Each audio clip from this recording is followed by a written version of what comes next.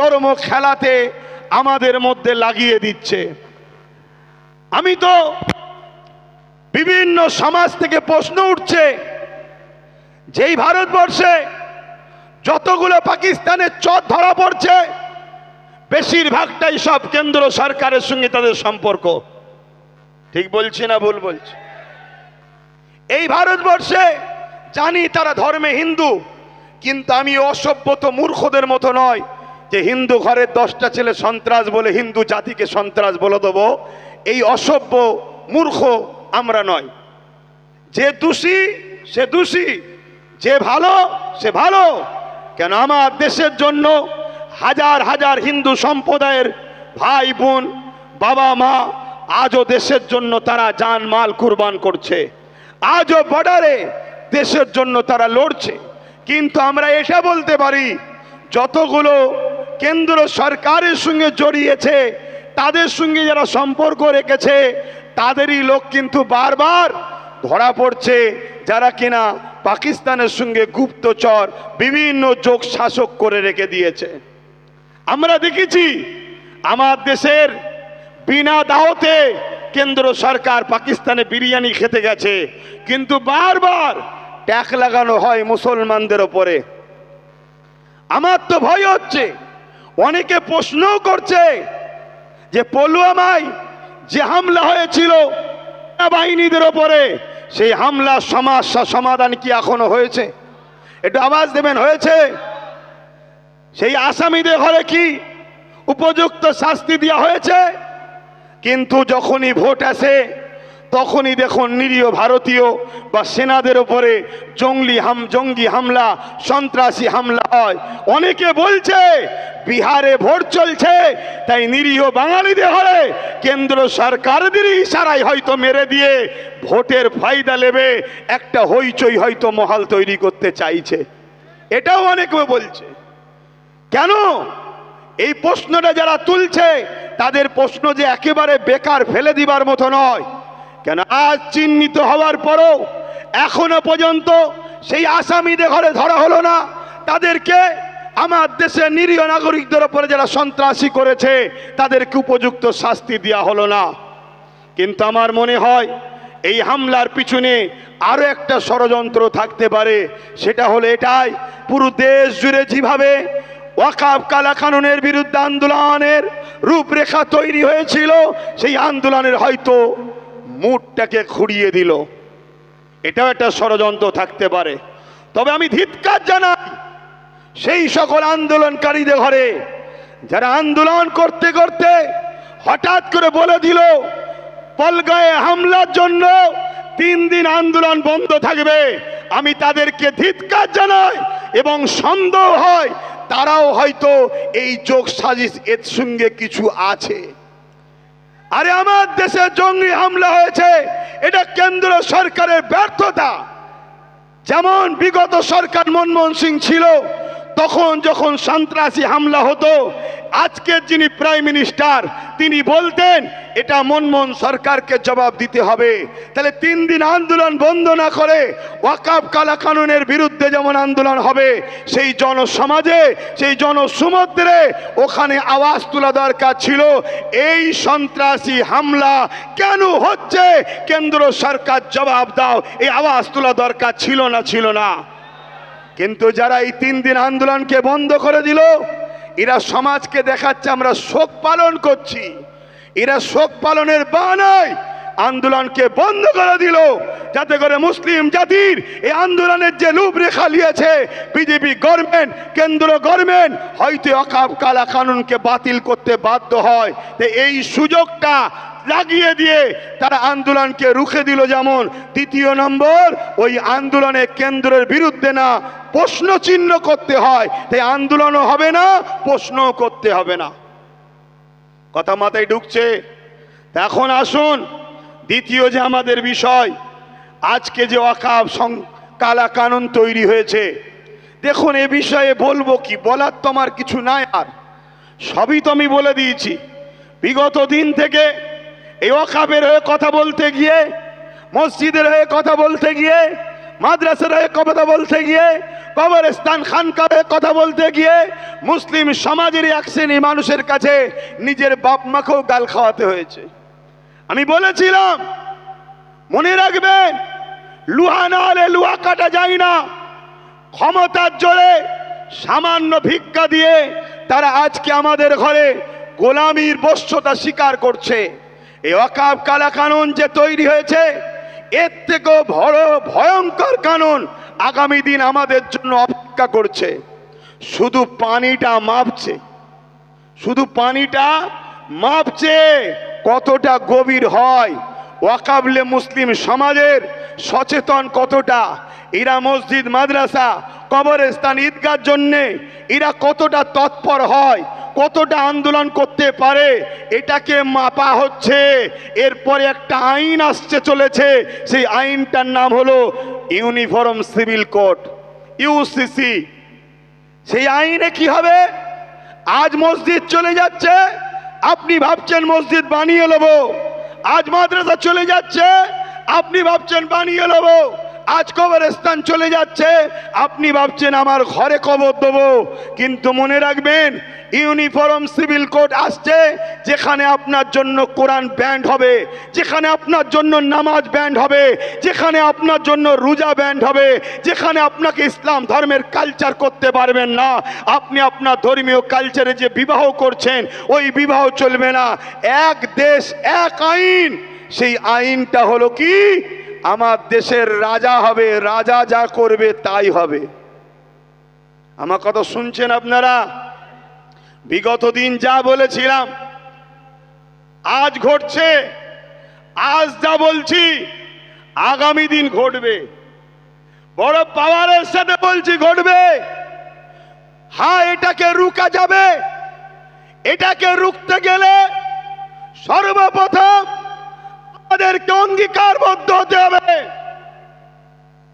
এই মাইকে কথা বলার নয় ভাই, কথা বুঝে আসছে তো? আজকের দিনটা আমি ছুটি পেয়েছিলাম, ঘরে সময় দিইনি, পরিবার বাচ্চা মা বাপের সাথে সময় দিইনি, আবার বেরিয়ে পড়েছি। আজকে ওটা দেবে,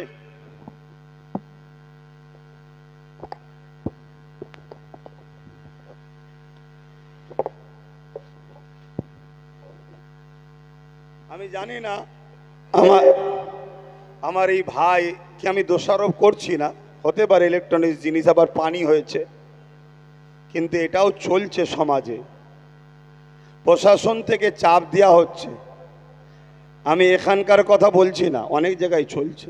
কারণ এখানের প্রশাসন, দত্তপুকুর থানা, আমার জানা মতে সর্বসময় কিন্তু আমাদের সঙ্গে মানববন্ধন, মানবতার এবং সংবিধানের ডায়েরির মধ্যে থেকেই কাজ করছে।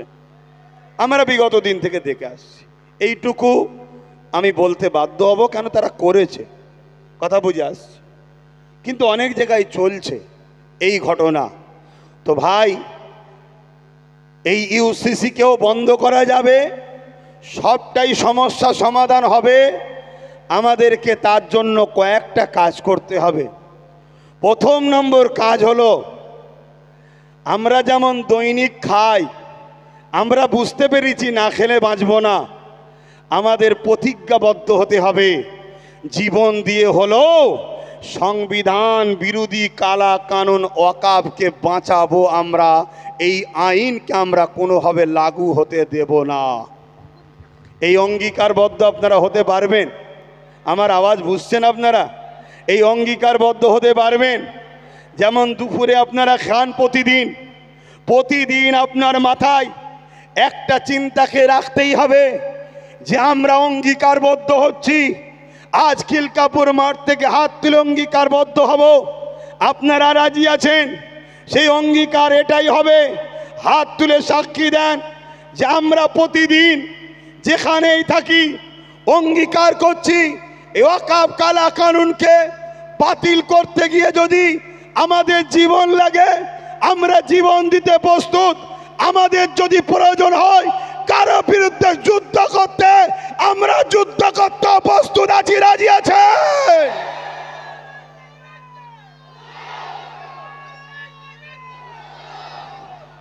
আর আর একটা কথা বলি, হাত নাবান, কেন এতটা অঙ্গীকারবদ্ধ হতে হবে? একদিকে যেমন আমাদের ধর্মীয় অধিকার, আর ধর্মীয় অধিকারটা যে সংবিধান দিয়েছে সেই সংবিধানকে বাঁচা বড় লড়াই।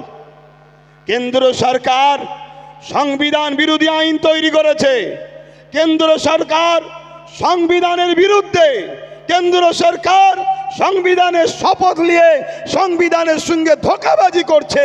তাই একদিকে যেমন সংবিধান বাঁচানো আমাদের দায়িত্ব, অপরদিকে তেমন আমাদের ধর্মীয় অধিকারকেও বাঁচাবার দায়িত্ব। এখানে আরো একটা কথা বলি, 132 জন হিন্দু এমপি, মন দিয়ে শোনেন, 132 জন হিন্দু, শিখ, আদিবাসী এমপি এই কালা কানুনের বিরুদ্ধে ভোট দিয়েছে। তাহলে এই ওয়াকফ কালা কানুনের লড়াই হিন্দুদের বিরুদ্ধে নাকি আদিবাসীদের বিরুদ্ধে, কোন জাত ধর্মের বিরুদ্ধে?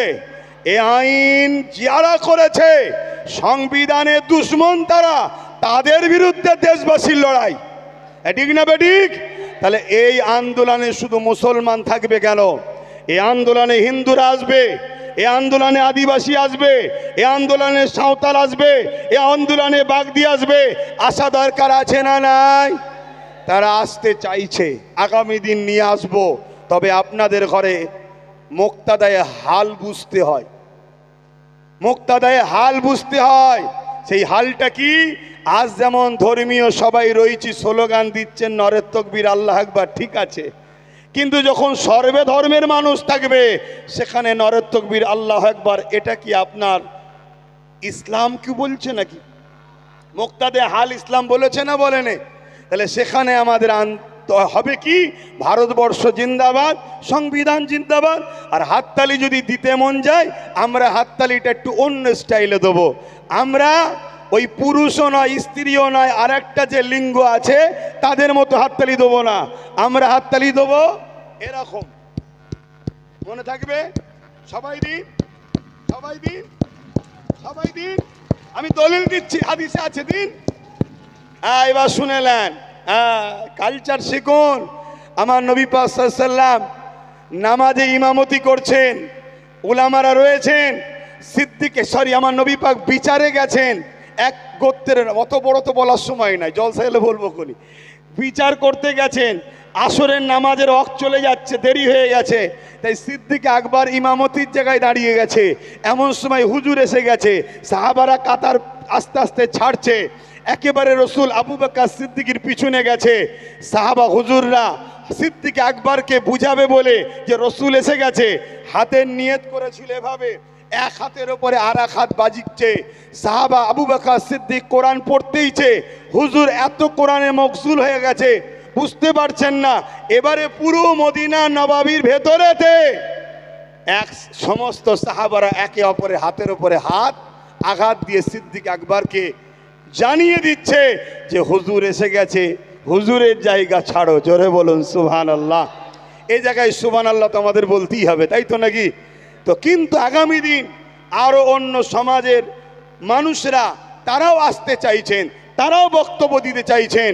তো যাক, এই জায়গায় দাঁড়িয়ে থেকে আমি আপনাদের ঘরে কয়েকটা কথা বলবো।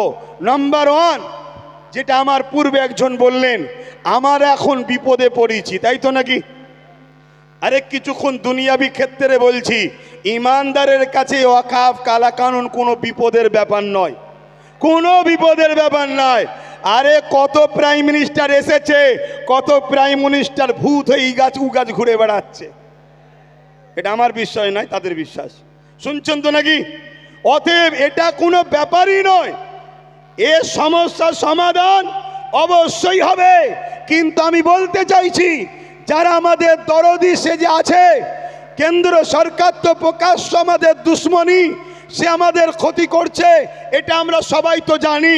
কিন্তু মনে রাখবেন, যারা আমাদের দরদি সেজে আছে, সে লাল হোক, ব্লু হোক, কালো হোক, সবুজ হোক, যেই হোক, সবাইকে আমাদের এই সময় পরীক্ষা করা দরকার যে আমাদের বিপদে, আমাদের ওয়াকফ নিয়ে, আমাদের মসজিদ নিয়ে, আমাদের কবরস্থান নিয়ে কারা কারা লড়াই করছে, কারা কারা আন্দোলন করছে, একটু দেখা দরকার আছে না নাই?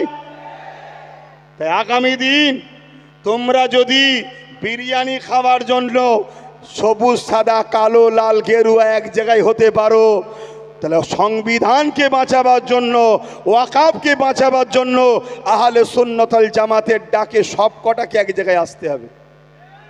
কি বলছেন, ডাকা দরকার আছে না নাই? এবারেই তো আমরা দেখব যে কারা আমাদের প্রকৃত দরদি। তো যাক, এই ওয়াকাফ কালা কানুন এত ভয়ঙ্কর কানুন, মনে রাখবেন আপনার ওই ঐতিহ্যময় হাজার হাজারের বছরের মসজিদ, আপনার হাজার হাজার বছরের মাদ্রাসা, আপনার ওই কবরস্থান, আপনার ওই ঈদগাহ, আপনার ওই খানকা কিছুই থাকবে না। এগুলোকে সব বোলডুজার দিয়ে ভেঙে কেন্দ্র সরকার চাইছে পুঁজিপতিদের হাতে তুলে দেবে। এটা আমার পূর্বে সবাই আলোচনা করছে। আমি সময়ের দিকে খেয়াল করে, আর বিশেষ করে এই মাইকে কথা বলতে কষ্ট হচ্ছে, আমি শুধু 3টে পয়েন্ট বলবো। এই ওয়াকাফ কালা কানুন সত্যি কারা বাতিল করাতে চান একটু হাত তুলে দেখান। সত্যি চান আপনারা? সত্যি চান? সত্যি চান? হাত নামান। আমি 3টে পয়েন্ট বলছি, এই 3টে পয়েন্টকে আপনারা মাথায় রাখুন। এই 3টে পয়েন্ট ছাড়া চতুর্থ কোনো পয়েন্ট থাকলে আমাকে বলবেন, আমি সেটা আগামী দিন প্রচার করব। এই 3টে পয়েন্ট ছাড়া এটাকে বাঁচানো কখনো সম্ভব নয়। নাম্বার 1, যে ক্ষমতা দ্বারা আইন তৈরি করছে।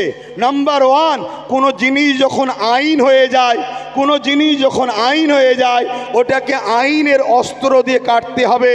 তাই আমাদেরকে লোকসভা রাজ্যসভায় যখন এটা আইন হয়ে গেছে, এটাকে কাটার উপায় একমাত্র রয়েছে এখন সুপ্রিম কোর্ট।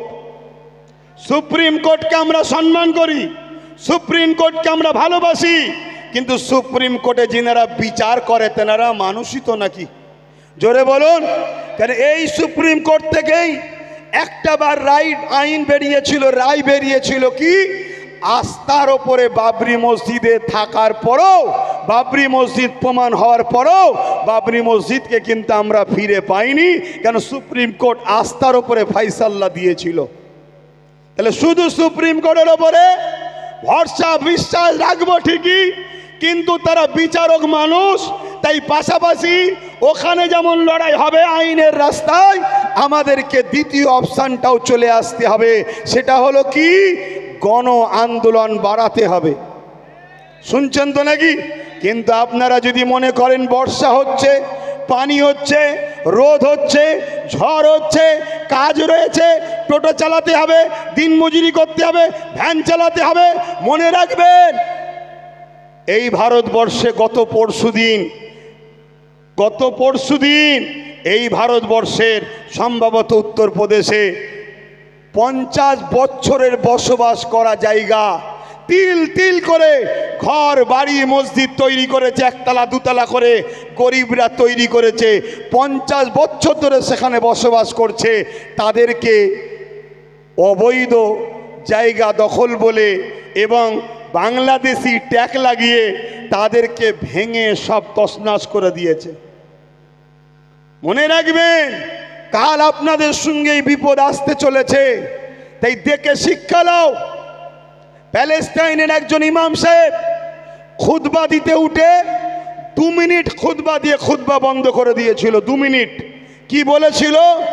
এ জাতির কাছে আমি কি খুতবা দেবো, যে জাতির চোখের সামনে 40,000 বাচ্চা ছেলে খুন হলো, যে জাতির চোখের সামনে 70 থেকে 80,000 মানুষ ইনজোর হলো, এবং যে জাতির সামনে 20 লক্ষ মুসলমান ঘর বাড়ি শেষ হয়ে গেল, সে জাতি যদি এখনো ঘুমোয়, সে জাতির কাছে আমি কি বক্তব্য দেবো? বলে নেবে বললেন।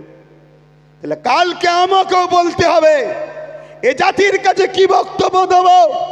যে জাতি এখনো ঘুম ভাঙে না, যে জাতি এখনো বুঝতে পারে না যে আমাদেরকে প্রথম আমাদের পরিচয় মসজিদ মাদ্রাসা কবরস্থান আমাদের পেহচানগুলো মিটানো হচ্ছে, তারপরে আমাদেরকে নাগরিকত্ব কেড়ে নিয়ে আমাদেরকে ভোটার বানিয়ে গোলাম হিসাবে রাখবে, তাদের শুধুমাত্র কৃতদাস দাসী বানাবার জন্য।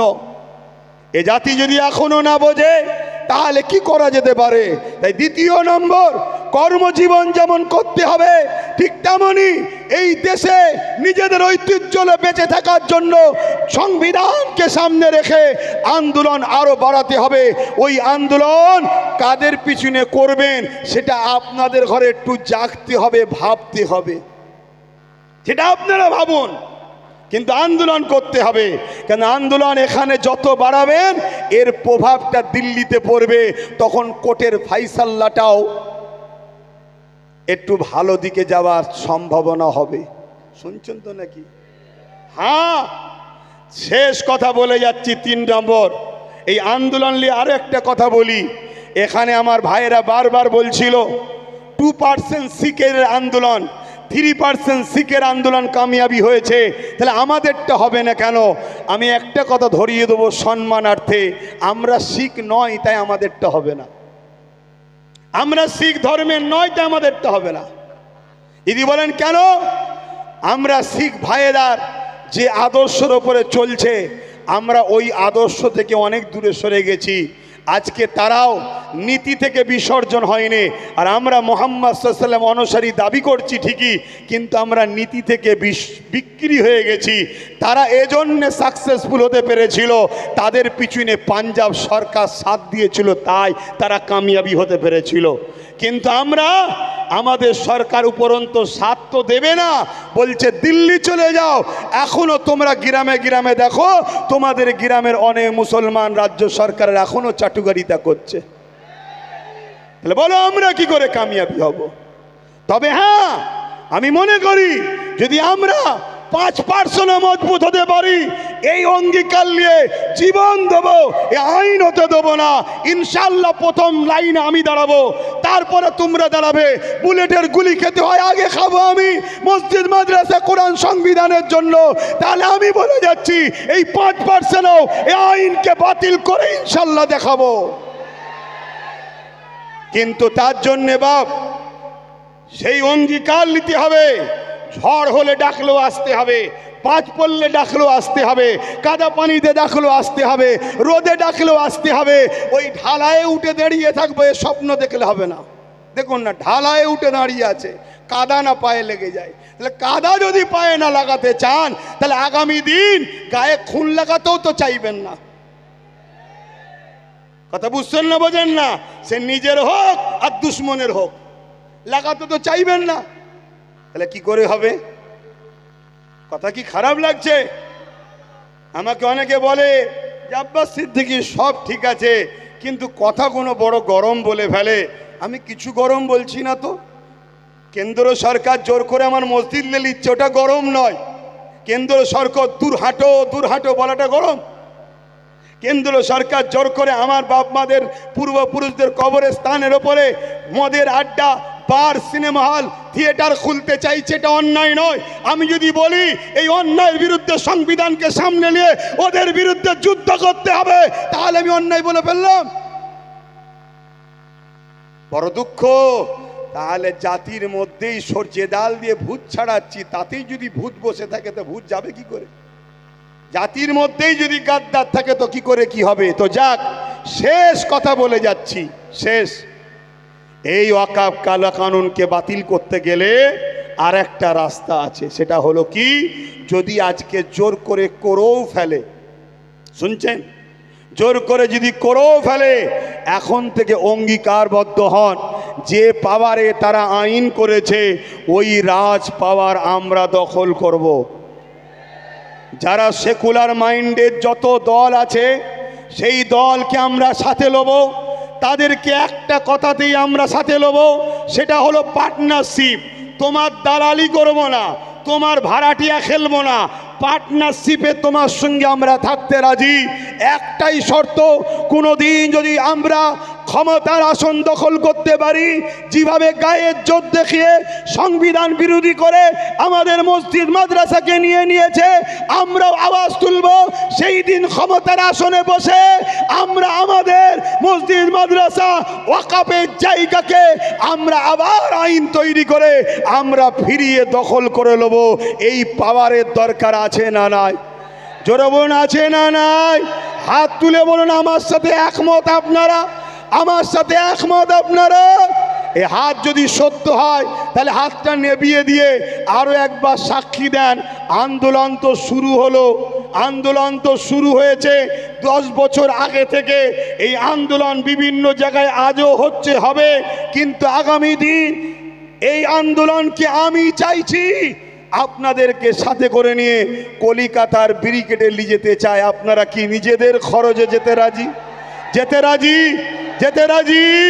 কেন আমি দেখতে চাই, আমি দেখতে চাই আমার দেশের সেনাবাহিনীরা সত্যি পারমিশন দেয় রে না সাপ হয়ে কেমরে উজা হয়ে কেউ ঝাড়ছে, এটাও দেখা দরকার আছে।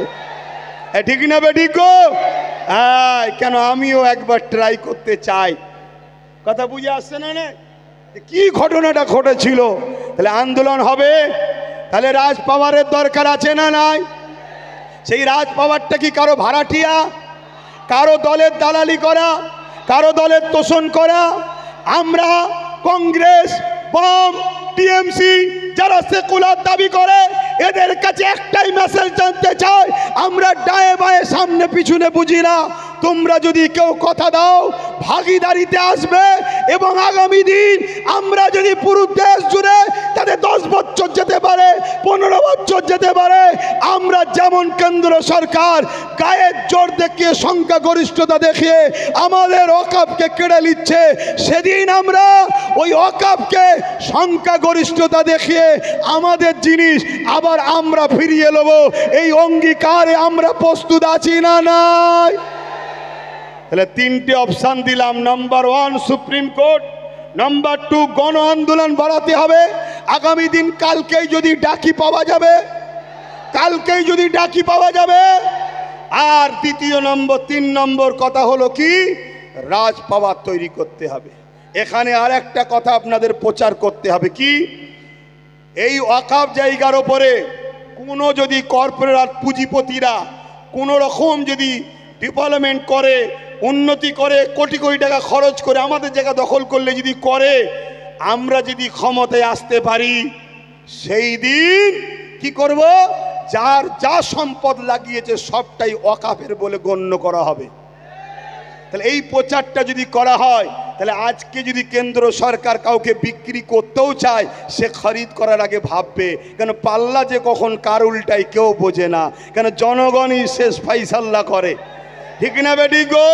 তাহলে এই কথাই যদি টিএমসি সাথ দেয় ওয়েলকাম, এই কথাই যদি বাম সাথ দেয় ওয়েলকাম, এই কথাই যদি কংগ্রেস সাথ দেয় ওয়েলকাম। আর যদি কেউ সাথ না দেয়, তাহলে সমাজের মধ্যে আদিবাসীদের দল ছোট ছোট আছে, দলিতদের ছোট ছোট দল আছে, ওদিকে কি বলে বাবা সাহেব আম্বেদকরের ছোট ছোট তাদের অনুসারীদের ছোট ছোট দল আছে, মতুয়া সম্প্রদায়ের ছোট ছোট দল আছে। আমরা সবাই ঐক্যবদ্ধ হয়ে একটাই আওয়াজ তুলব, আমরা আমাদের সংবিধানের অধিকারকে ফিরিয়ে নিবার জন্য আমি রাজনীতি করব না, উলামারা রাজনীতি করবে না, কিন্তু আমরা এখান থেকে প্রশিক্ষণ দেবো, তাদেরকে নিয়ন্ত্রণ আলেমরা করবে। রাজি আছেন না নাই? জনগণ রাজি আছেন না না? আর দলিত ভাইদের ধর্মগুরুরা তাদেরকে তারা নিয়ন্ত্রণ করবে, শিখ ভাইদের ধর্মগুরুরা তারা তাদেরকে নিয়ন্ত্রণ করবে। এভাবে আমাদের করা দরকার আছে না না? কথা বুঝে আসছে? এই 3টে রাস্তা ছাড়া চতুর্থ কোনো রাস্তা আপনাদের মনে হয়? তো যাক, এই কোনো রকমভাবে এই মাইকলে গুটি কতক কথা আপনাদের কাছে বললাম। এই কাদা পানিতে অনেকটা ভালোবাসার পরিচয় আপনারা দিয়েছেন। আমি একটা কথা জানতে চাইছি, এই ভাই শুনছেন, বুকে হাত দিয়ে আমার এই কথাটার উত্তর দেবেন। 2021-এ যে বলেছিলাম একটা চেয়ারের পায়া দরকার, ভুল বলেছিলাম না ঠিক বলেছিলাম? আজকে ভেবে দেখুন তো, চেয়ারের যদি একটা পায়া আমাদের হাতে থাকতো, ওই যে মৌলানা নুরুল্লাহ আমিনী সাহেব বসে আছে, ধরুন উনিই বসে আছে, আমি বসবো না, উনিই বসুন, 4টে পায়ের মধ্যে 3টে ওনার, একটা যদি আমাদের থাকতো, উনি ওখানে বসে আমাদের বিরুদ্ধে দিল্লি চলে যাও বলতে পারতো? কেন জানে পায়া খুলে নিলেই পড়ে যাব। এজন্যে বলেছিলাম, কিন্তু আমার কম এত খাওয়া খাইয়েছে একজনকে, উনি বদ হজম করে বমি করছে, কি দিল্লি চলে যাও, সব থেকে বড় দুশ্মন আমি হব। এটা আমাদের দুঃখ দিয়েছে না দেয় না? এই দুঃখর প্রতিশোধ হিসাবে তিনাকে অবিলম্বে এই কালা কানুনের বিরুদ্ধে সুপ্রিম কোর্টে যেতে হবে, আমাদেরকে সর্ব আন্দোলনের সহযোগিতা করতে হবে এবং যদি থাকতে চাই বাংলায়, তাহলে আমাদেরকেও কিন্তু পায়াতে ভাগ দিতে হবে। কি বলছেন আপনারা? আর না হয় আমরাও সময় এলে বলবো আপনিও দিল্লি যান। কি বলতে পারবেন তো নাকি? এখন আরো একটা কথা বলছি, বুকে হাত দিয়ে বলুন, এই সময়ে নওশাদ সিদ্দিকী সুপ্রিম কোর্টে কেস করেছে না করেনি? আচ্ছা বলুন, ওর সাথে যদি আরো গোটা 30-40 থাকতো, আপনাদের কিছু ক্ষতি হতো না উপকার হতো? উপকার হতো না? হতো না? তাহলে আরো গোটা 40 তো কেস করতো, আরো গোটা 40 তো যেত। তবে আমি আপনাদেরকে সতর্ক একটা করে যাচ্ছি, সেটা হলো এটাই, শাসকেরই ছায়া তলে থাকা কিছু সমাজ বিরোধী যুবক ছেলের দ্বারা সোশ্যাল মিডিয়া ইসলাম ও নবীর বিরুদ্ধে পোস্ট করবে। শুনছেন? শাসক এদেরকে মাদত দিচ্ছে, সে কেন্দ্র শাসক হোক, রাজ্য শাসক হোক, এদেরকে মাদত দিচ্ছে। এরা নবী মুহাম্মদ সাল্লাল্লাহু আলাইহি ওয়াসাল্লাম ইসলামের বিরুদ্ধে কিছু পোস্ট করবে। কেন করবে? যাতে করে এই পোস্টটা দেখে মুসলমান রাস্তায় নামে, আন্দোলন করে। রাস্তায় নামবেন, আন্দোলন করবেন, পুলিশ বাধ্য হয়ে তাকে তুলবে, হালকা ধারা দেবে, পরের দিন জামিন করে দেবে। তারপরে যারা যারা আন্দোলন করেছিল পুলিশ তাদের নামে কেস দেবে, তাদের বাড়ি বাড়ি গিয়ে হামলা করবে। আপনারা ছুটে পালাবেন। পুলিশের সাথে কিছু চটিওয়ালা পুলিশ থাকে, তারা আপনাদের পরিবার মা বোনেদের সঙ্গে, বাকিটা আর বলছি না। কথা বুঝছেন না? বোঝেন না? আপনাদের নামে হাজার হাজার কেস হবে। কেন কেস করবে? আপনাদের অর্থনীতিটাকে ধ্বংস করবে বলে। রাজ্য সরকার যদি সত্যি ওয়াকফ কালাকানুনের বিরুদ্ধে হতো, তাহলে 14 তারিখে যখন নওশাদ কলিকাতা শিয়ালদায় ডেকেছিল, ভাঙড় থেকে আসা 1000 নিরীহ ছেলের নামে কেন রাজ্য সরকারের পুলিশ কেস দিল? এটা রাজ্য সরকারকে কৈফিয়ত দিতে হবে না? হবে না? জোরে বলুন, দিতে হবে না? হবে না? সে যদি বলে আমি কথা জবাব দেব না, সে যদি বলে জবাব দেব না, তাকে জবাব দেওয়ার জন্য বাধ্য করতে হবে। ঠিক না বেঠিক? যে তোমায় জবাব দিতে হবে। দেবে না মানে তুমি যে সিংহাসনে বসে আছো ওটা কারো বাবাকালী সিংহাসন নয়, ওটা আইন। তোমাকে আমরা সবাই সাপোর্ট করে বসিয়েছি, সে আমি না করি, তোমরা তো করেছো। অতএব কেন তোমার ছেলেরা এই মসজিদ মাদ্রাসা কবরস্থানের পক্ষে যাওয়ার জন্য তাদেরকে তোমার প্রশাসন কেস দিল? এর জবাব দিতে হবে। মনে রাখবেন, এটা একটা ষড়যন্ত্র চলছে। তাহলে ইসলামের বিরুদ্ধে বললে আমাদের করণীয় কি হবে? এটা প্রশ্ন তো নাকি? করণীয় হলে এটাই, আপনারা এলাকার উলামাদের ঘরে জানাবেন। শুনছেন? এলাকার আলেম উলামা ইমাম, তাদেরকে জানাবেন। আলেম উলামা ইমামরা রেগে গেলে হবে না, একটা ইমানি দায়িত্ব আছে, করতে হবে। জানাবেন। ইমাম আলেম উলামারা কি করবে? ওই এলাকার এমএলএ সাহেব, এমপি সাহেবের কাছে যাবে, 24 ঘন্টার মধ্যে ছেলেটা অ্যারেস্ট চাই, নাই আগামী দিন আপনার বিরুদ্ধে আমরা রাস্তায় নামবো। আলেমরা মসজিদে মসজিদে আপনার বিরুদ্ধে বলবো। এই দায়িত্ব উলামাদের হাতে ছাড়বেন। আপনারা রাস্তায় নামবেন না। আপনাদের ঘরে ফাঁসাতে চাইছে, আপনাদের ঘরে কেস দিতে চাইছে, আপনাদের ওই কেসে 5000 10,000 করে জামিন যাবে। আপনাদেরকে তাড়া করার নামে প্রশাসনের সাথে চটি পড়া প্রশাসন যাবে। প্রশাসন কখনো খারাপ হতে পারে না, চটি পড়া যাবে। যারা বুঝতেই পাচ্ছেন শাসকের চাটুকারি করে, তারা গিয়ে আপনাদের মা বোনের ওপরে জুলুম অত্যাচার করবে। বাকিটার খুলে বলছি না। আজানের জন্য প্রোগ্রাম এখানেই আমি সংক্ষেপ করছি। কথা যতটুকু বলতে পারলাম, আপনারা আশা রাখছি কথাকে মান্যতা দিয়ে চলবেন, তাই তো নাকি? মান্যতা দিয়ে চলবেন। আগামী দিন আবার ডাকলে পাশে পাবো, পাশে পাবো, পাশে পাবো। একটু স্লোগান দিতে দিতে যান। ভারতবর্ষ, ভারতবর্ষ, ভারতবর্ষের সংবিধান। হাত তুলে তুলে বলুন, ভারতবর্ষের সংবিধান, ভারতবর্ষ, ভারতবর্ষের সংবিধান, ভারতবর্ষের সর্বধর্মের মানুষের ঐক্য, ভারতবর্ষের সর্বধর্মের মানুষের ঐক্য। ওয়াকফ কালা কানুন মানছি না, মানব না। ওয়াকফ কালা কানুন মানছি না, মানব না। ভারতবর্ষ, ভারতবর্ষ নারে দেবে। আপনারা আস্তে আস্তে নিজ নিজ জায়গায় ফিরে যান, নিজ নিজ জায়গায় ফিরে যান। আজান দিলে নামাজের জন্য প্রস্তুত হন। আসসালামু আলাইকুম ওয়া রাহমাতুল্লাহি ওয়া বারাকাতুহু। কিন্তু যেতে যেতে মনে রাখবেন, আগামী দিন কিন্তু সর্বধর্মের মানুষেরা এক হতে চাইছে, আসতে চাইছে। এ ওয়াকফ কালা কানুনের বিরুদ্ধে আমাদের পাশে তারা দাঁড়াতে চাইছে। মনে থাকবে তো, যখন সর্বধর্মের মানুষ থাকবে সেখানে আন্দোলনটা সর্বধর্মের অনুযায়ী আমাদেরকে বিহেভ করতে হবে, এটাকে মাথায় রাখতে হবে। আসুন, আজ ফুরফুরা আহলে সুন্নাত ওয়াল জামাতের এই ডাকে আপনারা এসেছিলেন। আহলে সুন্নাত ওয়াল জামাতের পক্ষ থেকে আমি আপনাদেরই ভাই, আপনাদের সন্তান, আপনাদের সুস্থতা ও দীর্ঘায়ু কামনা করি এবং আপনাদের লড়াইয়ে আহলে সুন্নাত ওয়াল জামাতি যেমন চুচুড়ার মসজিদের তালা খুলে নামাজের আবাদ করেছে, ইনশাল্লাহ আপনাদের লড়াই পশ্চিম বাংলা থেকে দিল্লি পর্যন্ত আওয়াজ যাবে। সুপ্রিম কোর্ট থেকেও ইনশাল্লাহ এ রায় যেন আল্লাহ বার করে যে ওয়াকফ কালা কানুন বাতিল হচ্ছে, বলুন ইনশাআল্লাহ।